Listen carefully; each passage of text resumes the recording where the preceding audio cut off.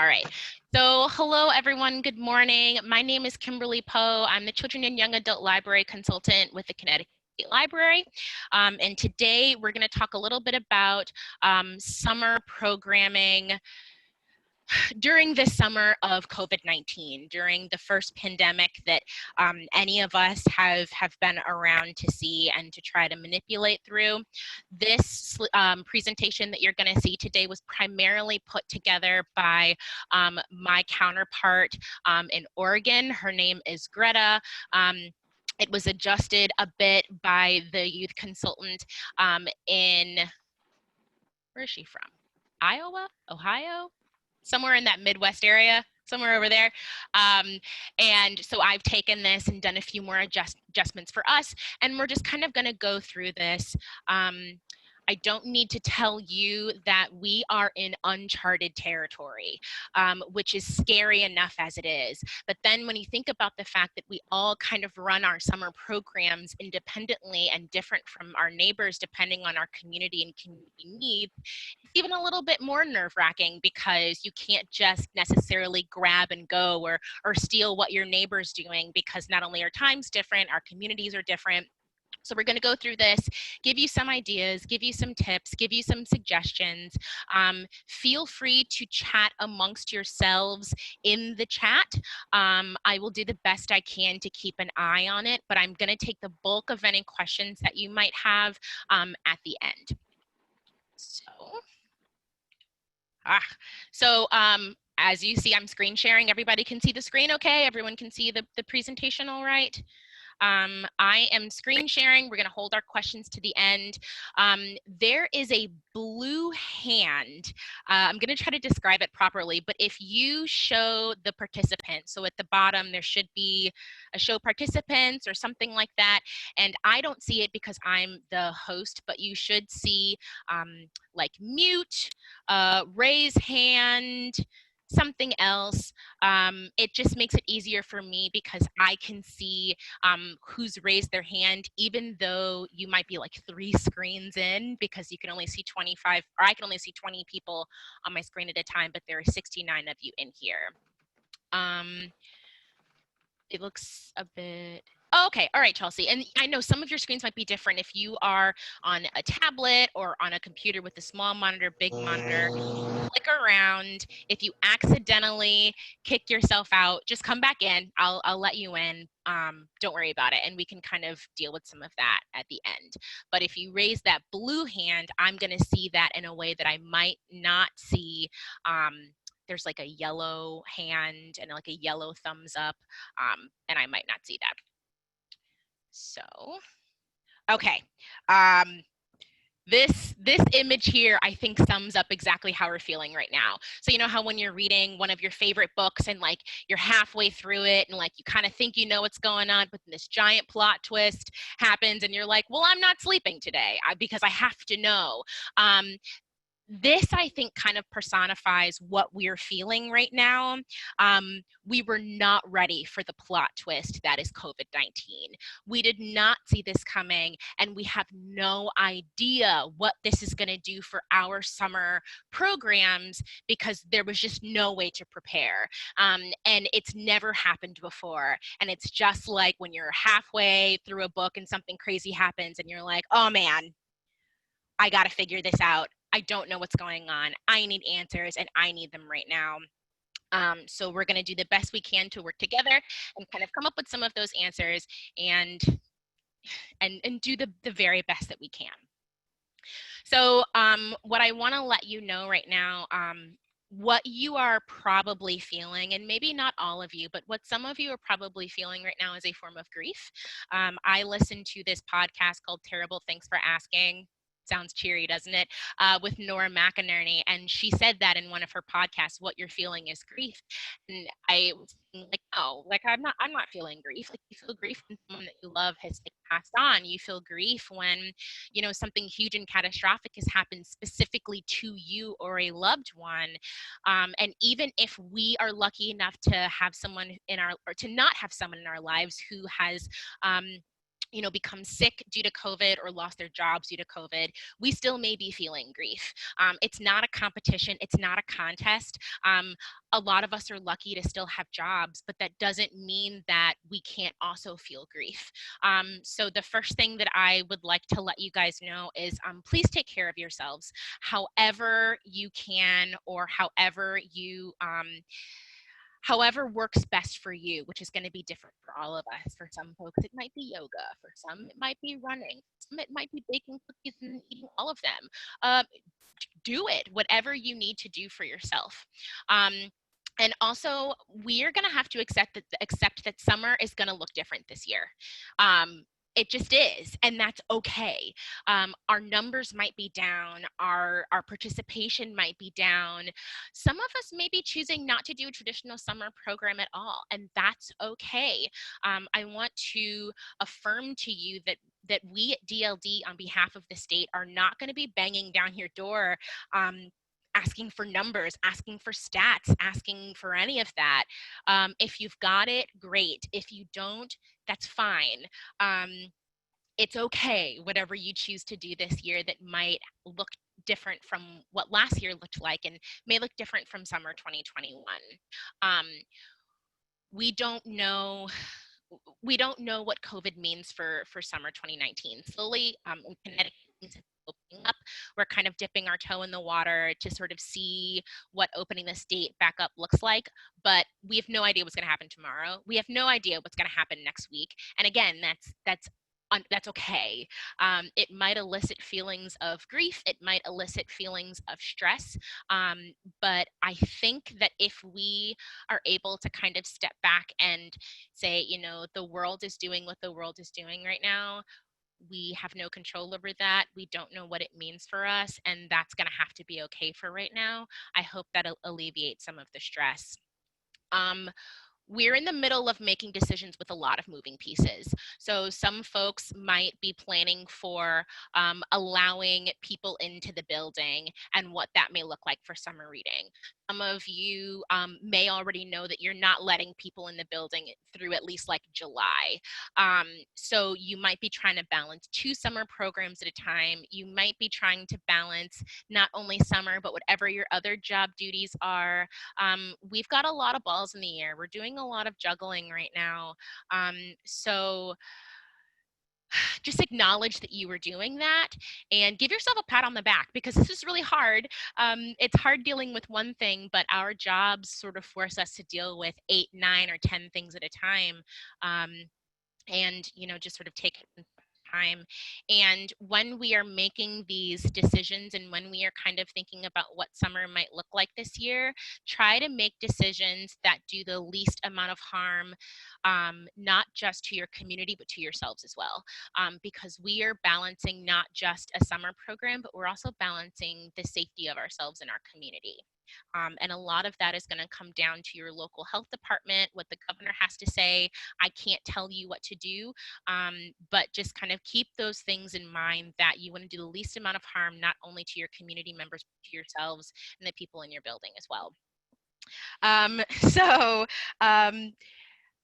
this isn't going to look the same for everybody. So some of the things that I'm going to go through today, you might think, well, this doesn't apply to me. That's fine. If it doesn't apply to you, sit, listen, check to see if you've got any text messages on your phone, and then sort of like pop back in when something does apply to you. Connecticut is so fascinating in the fact that this is the 3rd smallest state in the country, and there are so many different pockets of what communities look like. So some of this is not going to apply to you. That's okay. It's not a problem. Okay, so right now we are in a moment, and we are in a time when we are kind of encouraged to become as creative as possible. We, as librarians, we offer a sense of safety and stability to all of the members of our community. And during this summer, we are going to have to work creatively with our community connections, with those relationships that we already have. We're going to have to look at those in a different way. We're going to have to kind of pivot the way that we've worked together with our partners in the past. And this is also an opportunity to grow partnerships, to create partnerships you never thought to explore before, or maybe you did think to explore and it just didn't work out then. This is the time to kind of come back at those and to sort of refortify some of those relationships. This is a moment where we're going to have to work together inside the community, so within the various departments that in some libraries can be incredibly segregated, as well as outside of the community. And we're going to go through some possible community partners later. But our goal, one of our goals, may be to provide a meaningful response to our current community needs now and in the immediate future. So right now, it's not necessarily about what we want or what we think our community wants or what we think our community needs. We're going to have to do some deep diving and investigating to see what they actually need from us, which might be different from what we think they need from us. So you need to consider the different members of your community across different ages and stages. So what do our youngest patrons need from us? What do our 2- and 3-year-olds and thus their parents and caregivers need from us? What do our homebound folks need from us? What do our 30-somethings need from us? We need to find a way to evaluate those needs instead of just kind of assuming that we already know what they are. Why do we do summer reading? If you guys could take a moment to type in the chat, why do libraries run summer reading programs? Not COVID, ignore this summer, but just kind of in general. Why do you run a summer program? Is it because someone told you to? Is it because whatever? Just I want you guys to just sort of take a moment and let me know that in the chat, please.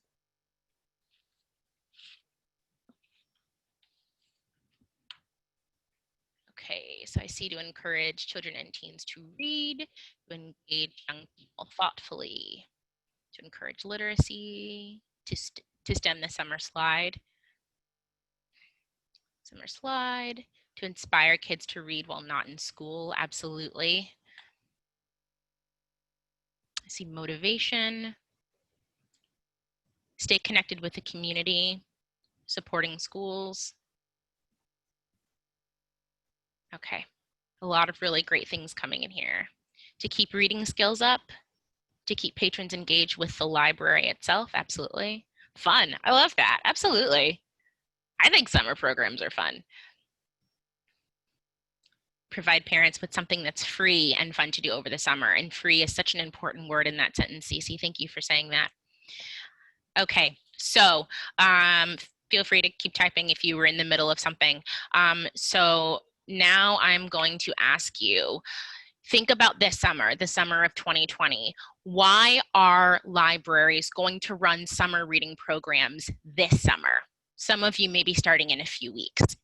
Your answers might be the same, your answers might be different, but the countries in not just country, the planet, globally, we are in the middle of a pandemic. Why are you going to choose to run a summer reading program right now? Same reasons, Mary Beth, okay? A sense of normalcy, absolutely. To keep folks engaging, to help families have fun. To keep things normal, absolutely. For those families who have been participating in summer year after year, it'll be nice for them to be able to do something that they're used to doing. The community is turning to the library, whoops, a distraction to keep their minds off of the crazy things happening outside, to connect to our readers and connect them to books, to provide new ideas of how to spend time.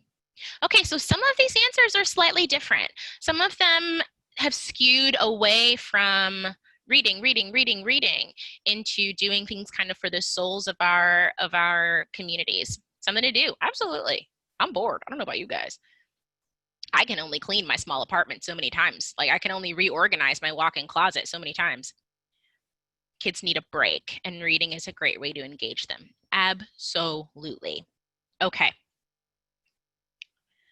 So I think that we can boil a lot of this down to we're really doing this for our community. To just shorten everything down, we're doing this for our community. We're doing this for our patrons to provide a need to them.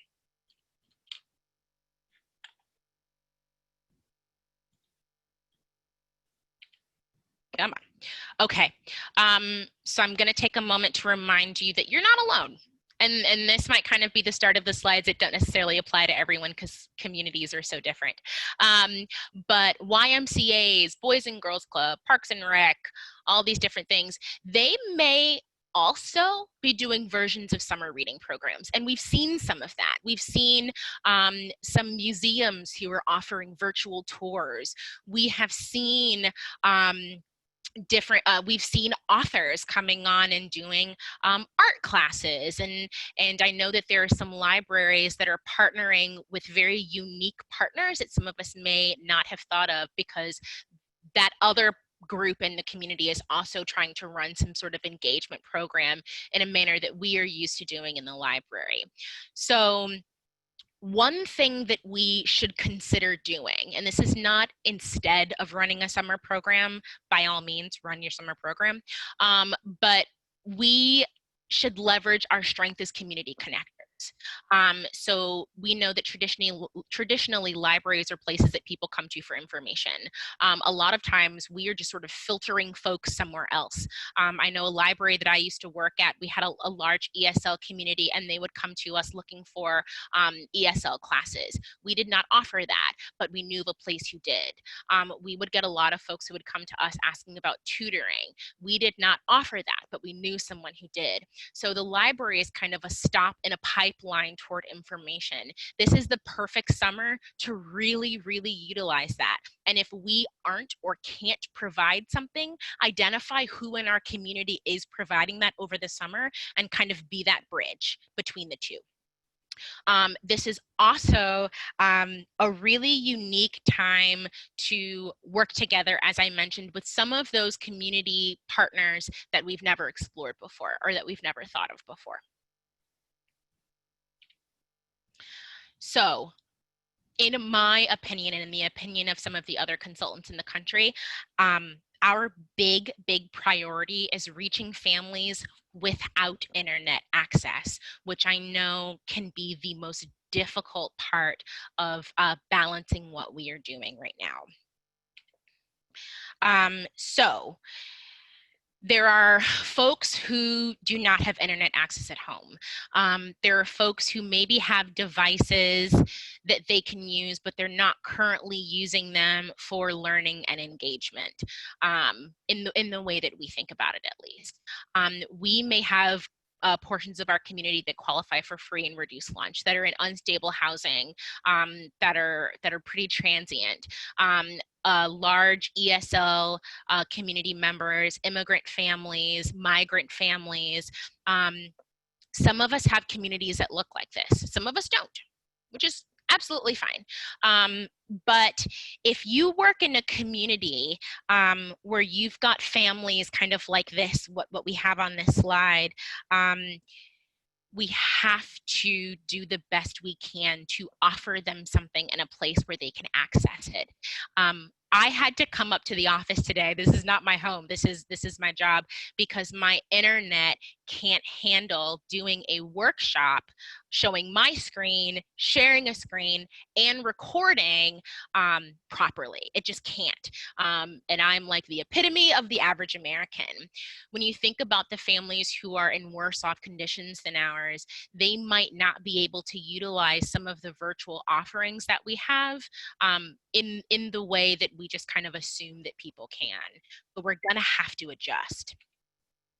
So if we only offer online engagement opportunities, we are leaving out the Connecticut families who need our resources the absolute most. The internet is going to play a really large part in library services going forward. I've already heard of people who do like online story times, and they've got people all over the world chiming into their online story times. That's absolutely fantastic. I'm so happy to hear that. So the internet is always going to play a part in our library services going forward. But you know, let's say a year from now, are you only going to be offering online story times? Probably not. Are you only going to be promoting your programs and activities on Facebook and Instagram? Probably not. You know, are you only going to be offering ebooks and audiobooks a year from now? No, absolutely not. So since you wouldn't do that a year from now, since you wouldn't do that a year ago, we can't do it now. We have to find a balance, and we have to figure out how to do both. So we're not leaving out the portion of our community that needs us the most. So what works for families without internet works for every single family. But what works for families with internet does not work for all families. It's a super simple statement, but if you take nothing away from this workshop today, please take that. And these slides and this video are going to be available and saved on our LibGuides page for anyone to access at any time. So feel free to take notes, but these will go up as soon as we're done with this workshop today. So where does that leave us? Try all the things. Try it all. If it works, great. If it doesn't work, great, we tried. There's no such thing as failing because you learn from every experience. So try it all, see what happens. But at the same time, keep in mind, you can't do everything.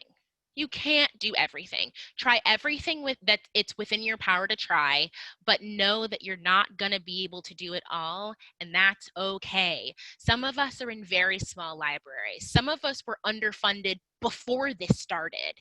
And it may not get better after this. So do what you can, ask for help, utilize your partners, and utilize your greatest asset, which is us right here. There's 70 people in this workshop right now.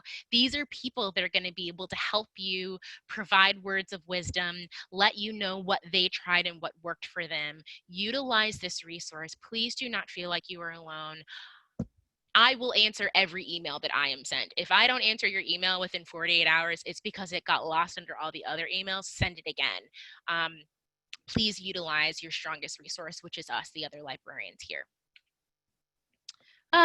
Yoda, knower of all things.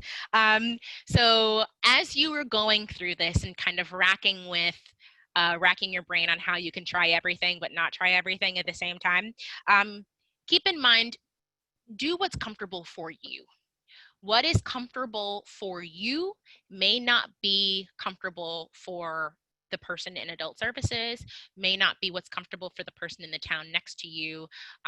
Take stock of what you are comfortable learning, comfortable doing, and kind of don't push yourself to your breaking point. That being said, have an open mind. Be open to trying something that might be a little bit scary, you know, something that you're a little unsure of, but may really, really pay off in the end. But just be cognizant. Right now, it would be easy for us to kind of push ourselves to our breaking point while we're trying to fulfill the needs of every individual person in our community.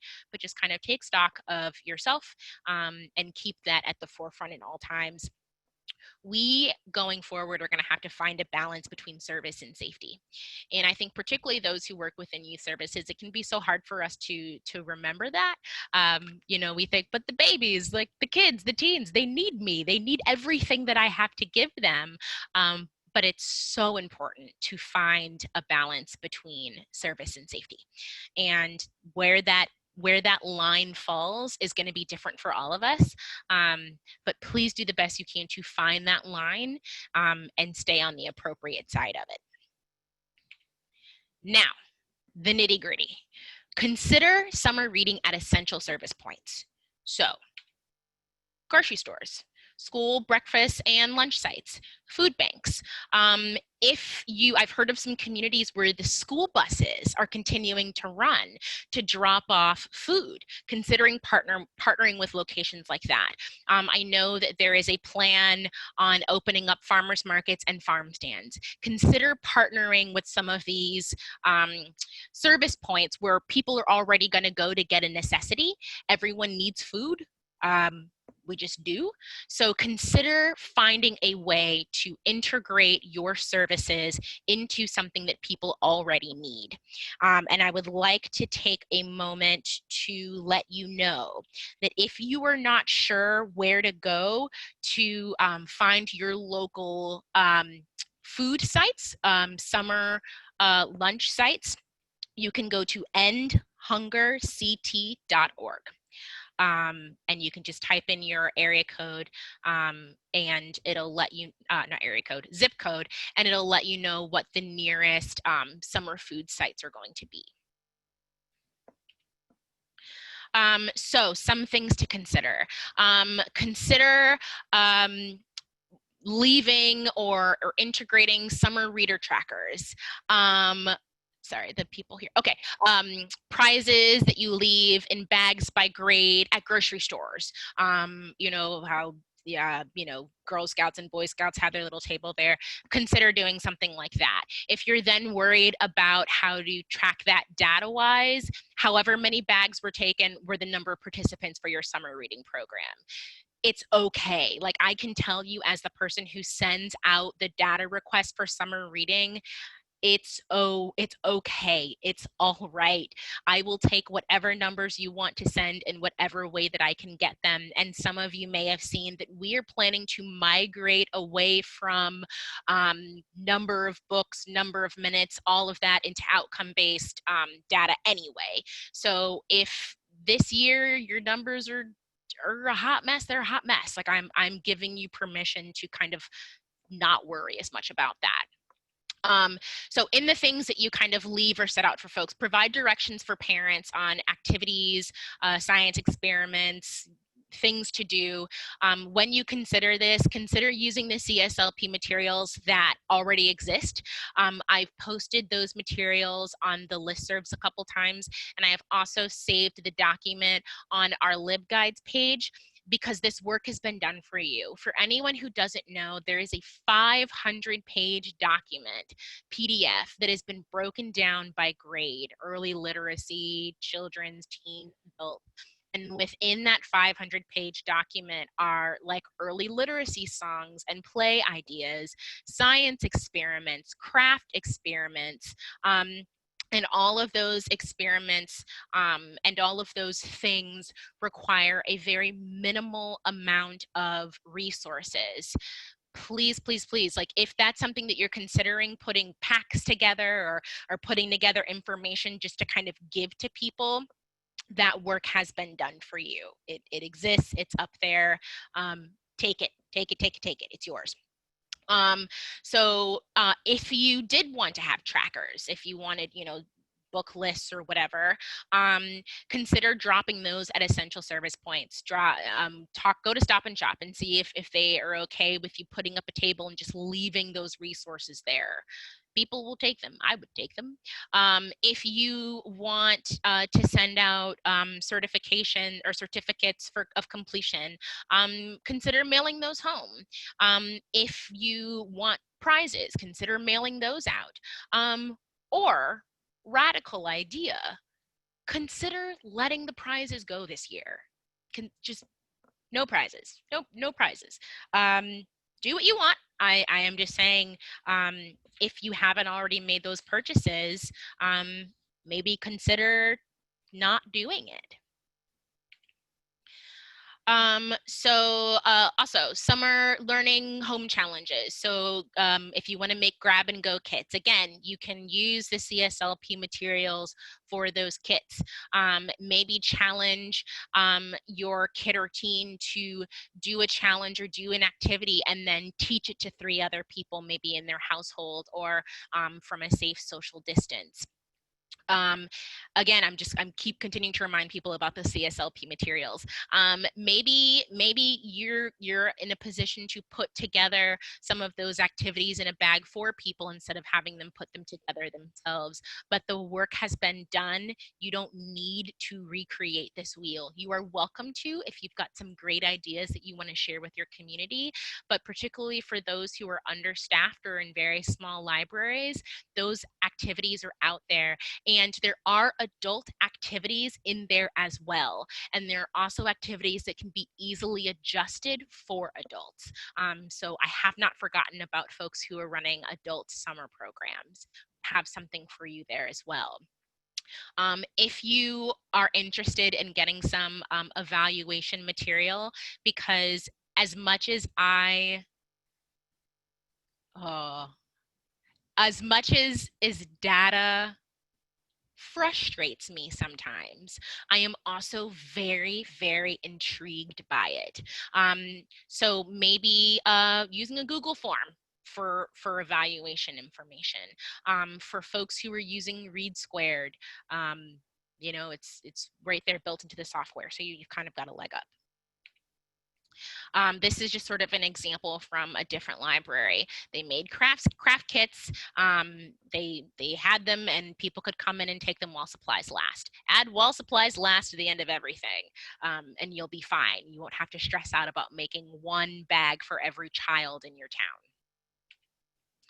town. Okay, so every community is going to have different sites where folks will be. Not every community has a farmer's market. Maybe you have something else. Not every community has a stop and shop. Maybe you've got something else. So you really have to get out and evaluate the community that you work in. And for some of us, it might be difficult because we don't live where we work. So you're really going to have to do some investigating and some searching to try to identify some of the areas that you can work with to get this information out to our community members. So the ideas that I had listed in previous slides, any of those can be implemented at YMCA's, Boys and Girls Clubs, schools, child care facilities that are still open for essential workers, lunch sites. Any of you can put together some bags and leave them on a table, put together some printouts of the CSLP information and leave them on a table. If someone is comfortable kind of being a face there and maybe taping out 6 feet of space, like if you can come up with a way to be there to also be a face, then by all means go ahead and do that. But again, safety comes first. Safety and service, find that line. Okay, so if you would not mind typing in the chat, are there any places in your community that you think you might be able to reach out to? It can be places that, you know, I kind of alluded to and listed, or it might be somewhere different. The answers to these are going to be different, like I said, for every community, but you might sort of spark something in someone else's mind. So go ahead and list, is there anywhere in your community that you think you might be able to work with in the ways that we've talked about so far? Oh, that's great. You used to work at your YMCA. Talk about having an inn. Oh, that's right. Beaches, farmers markets, mom and pop grocery stores are probably really, really great locations. Or I know where I live, there are like some Spanish grocery stores, very small ones. Print your material in multiple languages and leave items there. Oh, Spanish community of Wallingford. Fantastic. I love that you said that, Allison. That's keeping in mind other members of the community that might kind of be forgotten about. Early childcare organizations, absolutely. Some of those daycares that are still open. Camilla's Cupboard. I don't know what that is, but it sounds adorable. All right. So thank you. Feel free to keep typing things in if you would like. Other people, feel free to ask others in the chat what Camilla's Cupboard is. I don't know. So local restaurants, places of worship, absolutely. I had never thought about places of worship, but fantastic. Okay, so another thing to consider is summer reading by mail. So as opposed to leaving items at a grocery store or local restaurant, summer reading by mail. You can send out family activity recipes on postcards, weekly or bi-weekly mailings, maybe doing one mass mailing to all members of your community, something along the lines of, our doors may be closed to the public, but we're still here for you. Reach us at this phone number, this email, tweet me, hashtag, blah, blah, blah, blah, just to let folks know that you're still there, to offer them the services that you can, in the best way that you can. Newsletters with activity ideas in there, or calendars for the virtual things that you may be offering, but just summer reading by mail it out. This is an example of a postcard from a library, I believe, in Oregon, where they just threw up a couple pictures of their librarians, just kind of said, we're still here, and directed them to a YouTube page where they can kind of interact with their librarians. Something super simple. I am not going to pretend not to know that there are costs that come with this. So this service might not be accessible for everyone, but maybe you're able to kind of finagle some things and move some things if you haven't done as much, say, ordering during the time that a lot of us have been home.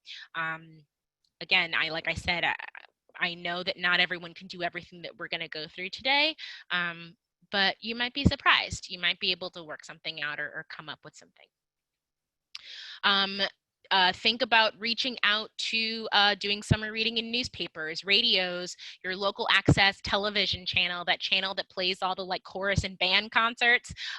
Maybe they can do something for you, as well as printed materials like the postcards that we just mentioned, or lawn signs. Putting lawn signs in not only the library's lawn or the lawns of people who work in the library, but in parks or at really great intersections where people have time to sort of sit down and jot down quickly, someone not driving, someone in the passenger seat, drop down quickly, your YouTube channel or your Instagram handle or your whatever, just so they can find a way to interact with you. Particularly if you're someone who doesn't have a big online presence right now, or doesn't have a big newsletter presence right now, find other print ways to let folks know that you're here and you're ready to help. So do you have a local newspaper? I know the answers for some of you are no.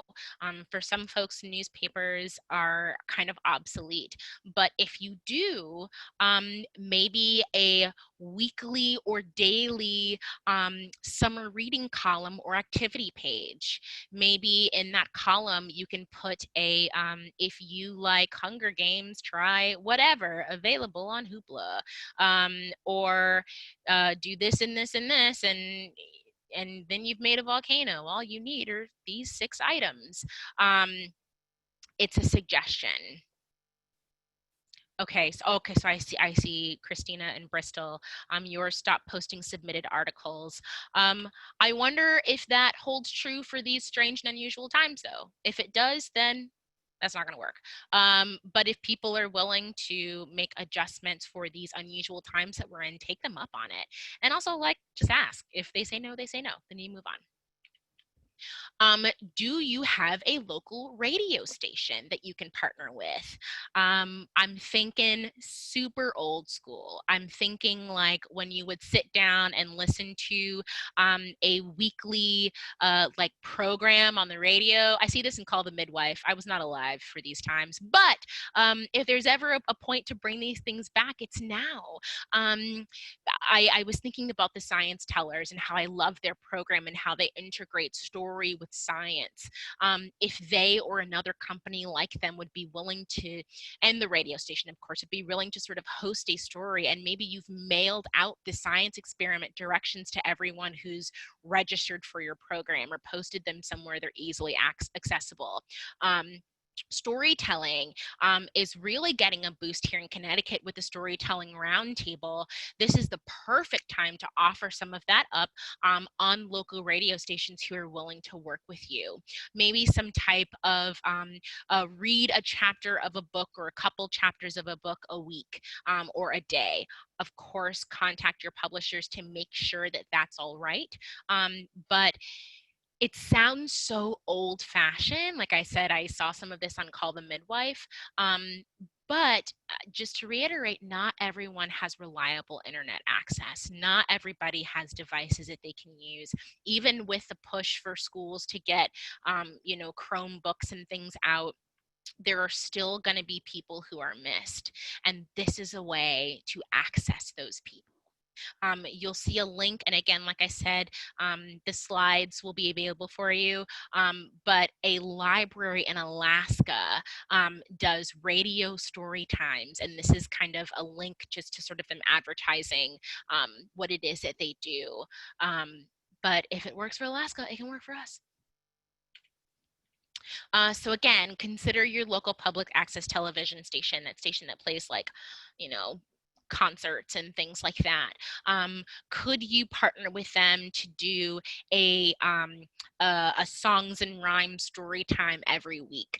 Modeling with a bear or whatever, the elevator song, or popcorn, or something like that. Is that something that you could do, that you could figure out how to do safely? Or is that a place where you could stream or show summer reading performances, magic shows, juggling, that cool frisbee guy? Can you partner with them? I don't know, reach out. And if you if you already have performers on contract, like if you kind of started planning for summer in February before all of this kind of went as far as it did, talk to your performers. Some of them might not be comfortable adjusting their program for TV or streaming, but others might be. It can't hurt to ask. If they say no, they say no, but at least you tried. You did the best you could for your community. So before I jump into this, I would like to say, if I have not yet done so, that the world is going to look very differently going forward, period, point blank, full stop. So if you can't pull together some of these activities for the summer of 2020, that's fine, but consider them for 2021, 2022.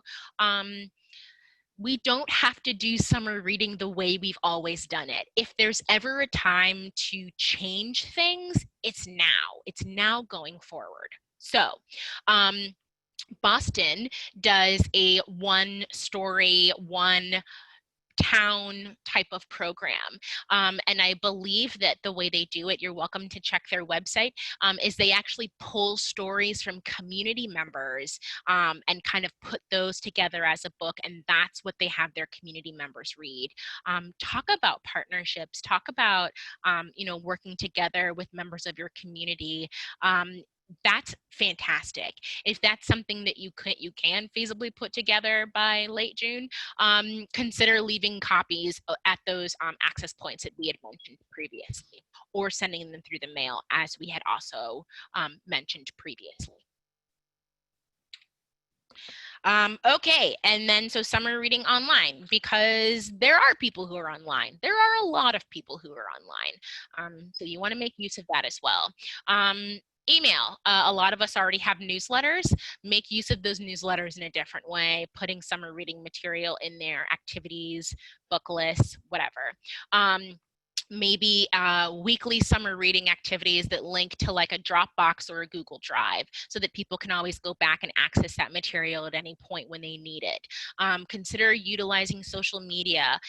If you have not used social media before, my biggest suggestion to you, create a site, maybe for yourself, and push all of the buttons. Push all of the buttons. Nothing will explode. When in doubt, Google how to delete your account, and start over again. But social media is going to play a huge point in how we do some of these things going forward.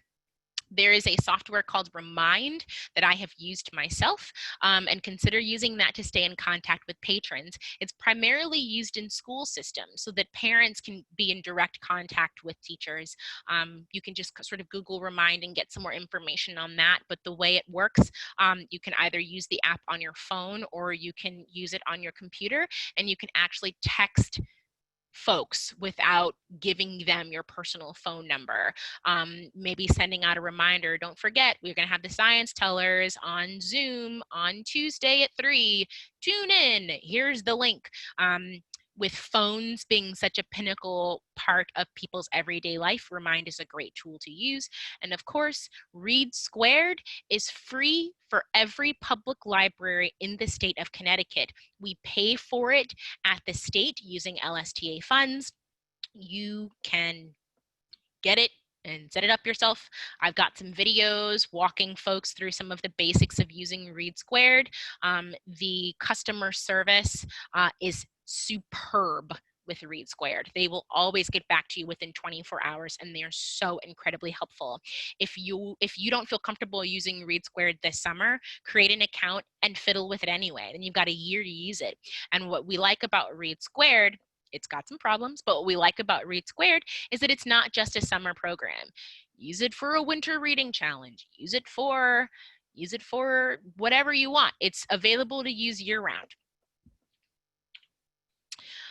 So kind of bouncing back to prizes. Like I said, consider no prizes. But if you feel very passionately about them, maybe e-gift cards. I know you can text Amazon gift cards to people. I did it for my dad's birthday. It was hilarious. I wasn't sure if it was going to work. I was very nervous. Consider supporting local businesses. Consider purchasing gift cards to local restaurants that will eventually reopen. So that way you're helping out your community and you're still offering a gift for people who've completed summer reading milestones. If you've already purchased prizes, consider mailing them, or maybe sending out a notice that prizes will be available for people to pick up when it is safe to do so.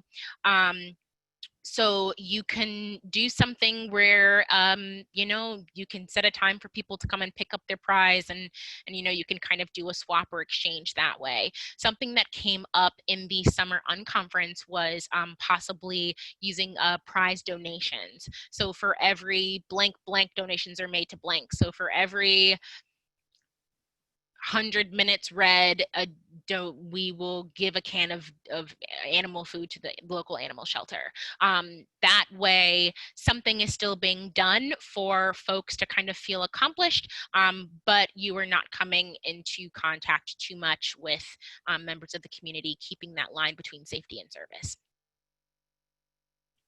Okay, great. Yeah, so I see Christina in Bristol. They're doing prizes the same way they're doing curbside pickup. Exactly. Dear sir, you have won a X. You can pick it up at 12. It'll be on the table in the back. Whatever. However you want. But again, just remember that line between service and safety. So partners, you already have some. You just do. You already have some partners, whoever they may be for your community. Continue growing that relationship, adapting that relationship, or modifying the way you work together. If you would not mind typing into the chat, what are some of the partners that you guys already have? Who are some of the folks that you have already worked with prior to COVID-19 kind of confusing everything? Birth to three is great.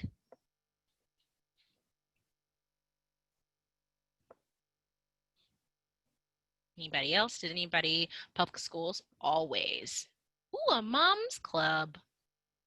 That's cute. Parks and Rec, food pantry. Board of Ed. Fantastic. Keep them coming. Nursing homes. I love seeing that. Farms. Oh, Mary Beth. Yeah, of course. Yeah. Easton has a plethora of farms. Youth Services Department. Okay, you guys can keep those coming to sort of share ideas with others. But here is a local list, or here's a generated list of possible partners. Local daycares or childcare facilities. Some are food sites or food pantries. Some are camps, because we do know that those will be opening again later on in the summer. YMCAs, restaurants, newspapers, local Facebook groups. Some people have, families of Middletown. I just happen to be in Middletown. Farmers market, health departments. Eventually our doctor's offices will be opening again. Housing authorities for maybe some of those apartment buildings or low income apartment complexes. Ooh, fire department. these are some possible partners that you can reach out to and just adjust the way that you could possibly work together from what it may have been pre-COVID. All right, so how are we going to do that? So say you've identified your partners, then what?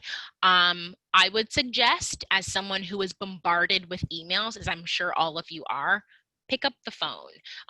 Maybe they're not answering the phone. Maybe they don't have phone calls forwarded, but pick up the phone and give them a call. Someone might answer, or they might leave another number in the voicemail for you to reach out to, because emails, I know I have moments where I just decide I'm not going to read an email for a couple hours because they can become very overwhelming. Also recognize that this time is stressful for us and for other people. So there may be people who are just kind of like, no, because they just don't have kind of the emotional space for it at the moment. There also may be some partners who can't work with you right now. We have been thinking about summer librarians as a unit since like February. But not everybody's there. Not everybody thinks about summer the way that we do. So maybe give folks some time. Come back to them later. That being said, it is the end of May, so there is that. But I know schools are still in session, so some folks feel they still have time before they have to think about summer. So don't be dissuaded if people aren't immediately responsive to you because their minds just aren't at summer yet. Give them a moment and come back to them later. Give them another chance. So what are some big questions that we should ask ourselves as we carry on our summer planning? Are you including as many people as possible? Who does this serve and how? What hurdles to access are there for the activities that I am presenting out? Do we have a wide enough variety of virtual programs and services that are as inclusive and equitable as possible? And these are questions that were put together by Karen Jensen, otherwise you might know her as Teen Librarian Toolbox. They're pulled from a Twitter thread of hers, but these are some questions that you should always keep at the forefront of your mind, not only during COVID, but just kind of in general. But keep in mind that we are all doing the best we can. We are just taking it a day and a moment at a time. I see the work that you're all doing on the listservs and the conversations that you're having, and we are all doing the best we can, and we can't ask more of ourselves than that.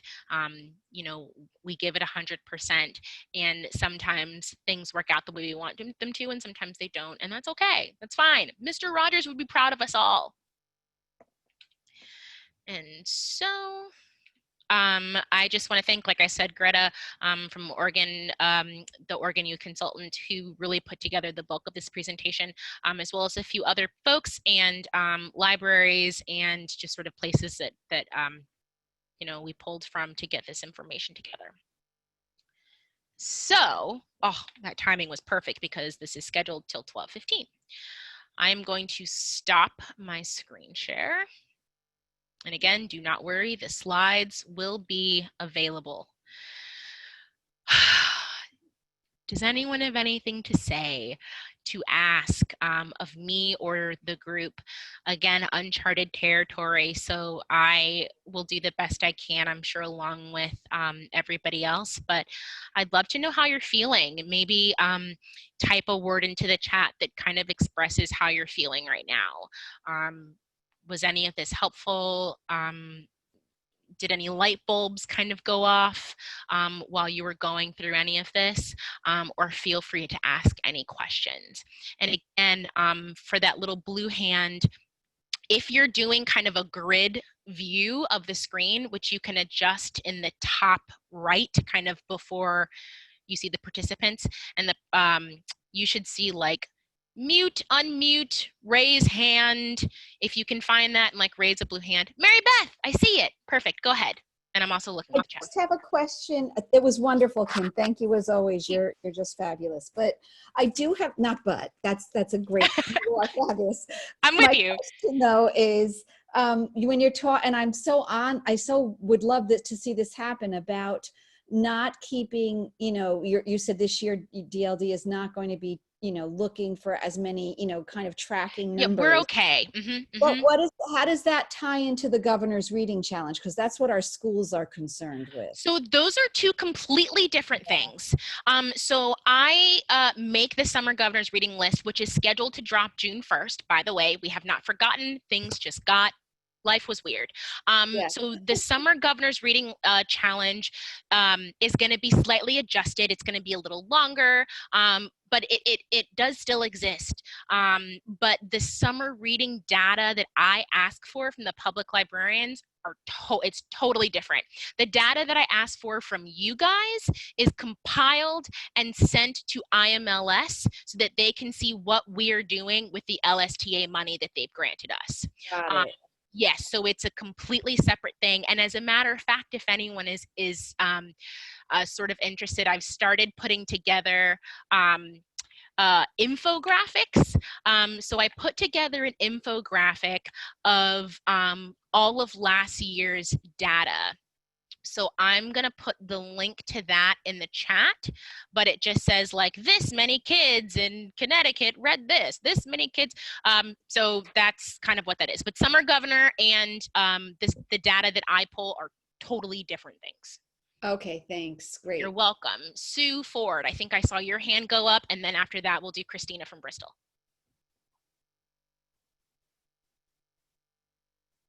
There you go. Oh, Sue, I can't really hear you. You're unmuted, but you're muted now, but you were unmuted, but I still couldn't hear. Was that just me? Okay, so you're muted now. So at the bottom, you can unmute. Yeah. No, I hear something like quiet and very high, but it's not really. You're going to type it?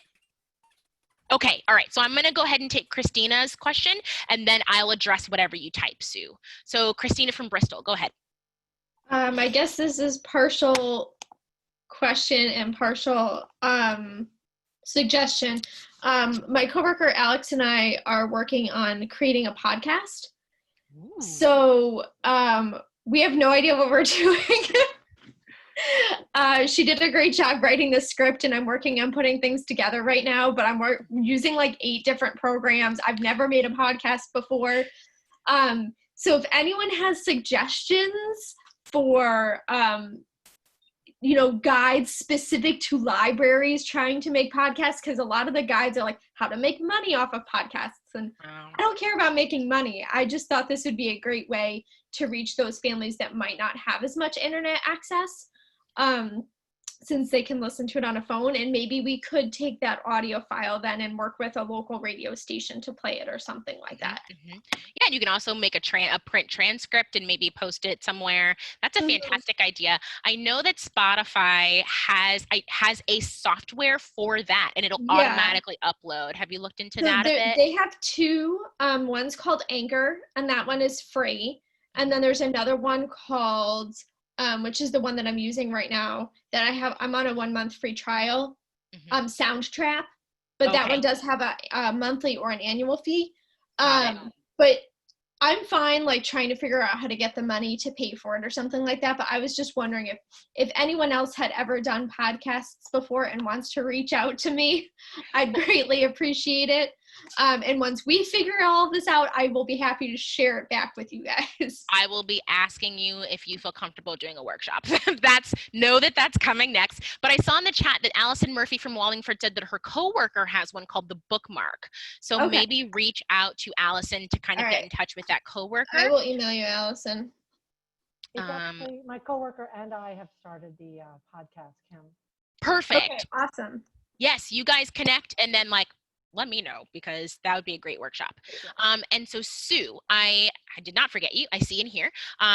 Sue says, I'm concerned that people will be so tired of spending so much time on their devices for school that they may not be interested in programs online this summer. What do you think? I absolutely agree with you.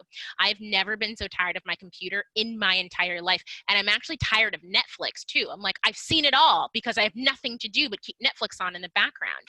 You're right. You're right. It's absolutely possible that people will kind of have screen burnout, particularly the kids, because they've got so much schoolwork to do on the computer as well. And so that's another reason for kind of offering up the suggestions of maybe radio stations or mailing things out, or having those grab and go kits. Because there's also something to be said for something that people can hold in their hands.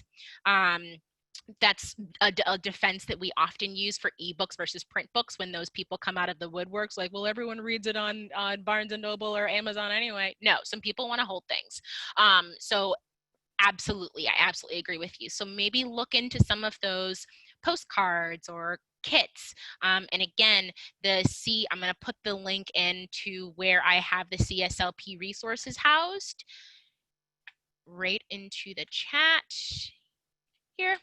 I've pulled it all so you don't have to go scouring the world looking for it. I'm coming back in here. Ooh, oh, okay. So another one for you, Christina. Hudson Area Library in New York has a weekly book review show with a group of middle schoolers. How cute. Okay. Gonna get a program going on screen fatigue and how to handle it specifically for teens. Absolutely, Chelsea. And just to kind of give you guys a heads up, we are going to be bringing in a workshop, we as in DLD, on the healing library and social and emotional learning. We have it almost fully on the books for July. And I think that is also going to address some of the concerns that we have for our kids, our teens, how they're feeling right now. And if you've never heard of the Healing Library, I would look it up. I believe Stratford put together a healing library type sheet that they shared with all of us. I will put in the link to the Healing Library in the chat, but we are going to have the creator of this program doing a workshop here for us in July, who's going to explain more about it in detail, and how it specifically ties in with our kids and teens experiencing COVID. So we are keeping that in mind and pulling some of that. I don't know if there are resources or other libraries might know something similar. Oh, how do we get access to free Read Squared? Absolutely. I'm going to send you, I'm so glad I have the internet pulled up. So I'm going to put a link in the chat. Oh, wait, I moved it. That's right. So, oops. Okay, that LibGuides page, which apparently I have not given a friendly link yet, I apologize. I will do that as soon as we're done. Links to the Read Squared page of our LibGuides. You'll see in red, register for Read Squared today, and a blue hyperlink. I'm also, just for the sake of it, going to put that hyperlink right in the chat, and just do what they tell you to do there. You can create your own URL. Someone from Read Squared will get back to you within 24 hours with all of your login information.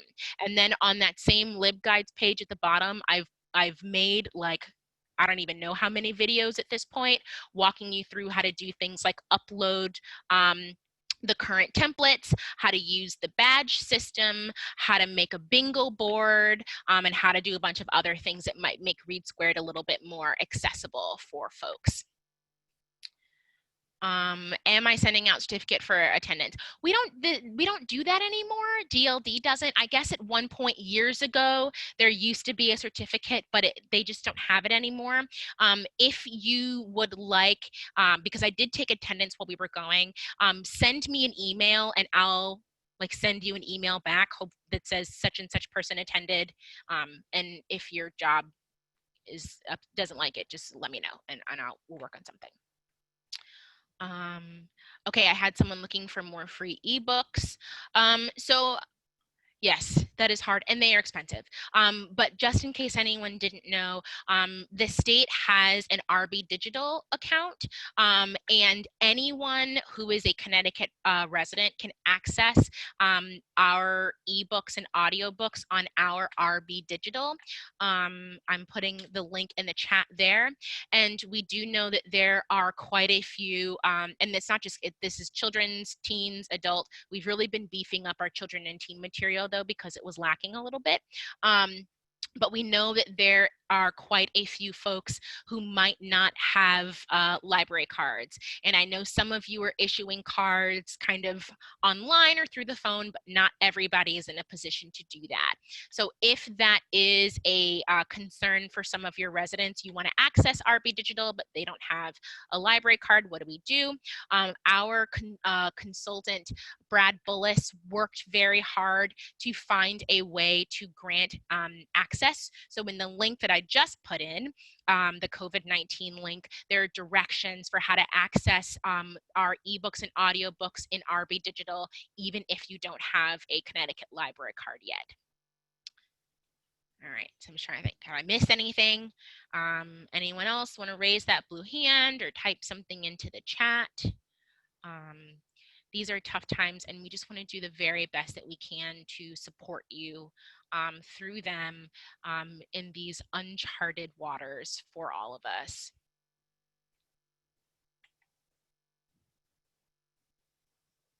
Oh, yay.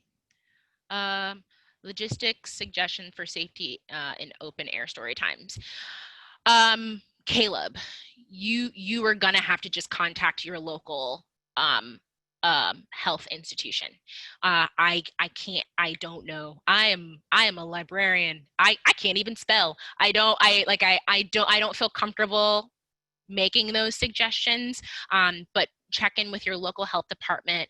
And I know that there are some of us who are trying to find ways to do something face-to-face with patrons. Storytime is so much more fun when there's like a room full of toddlers crashing into each other.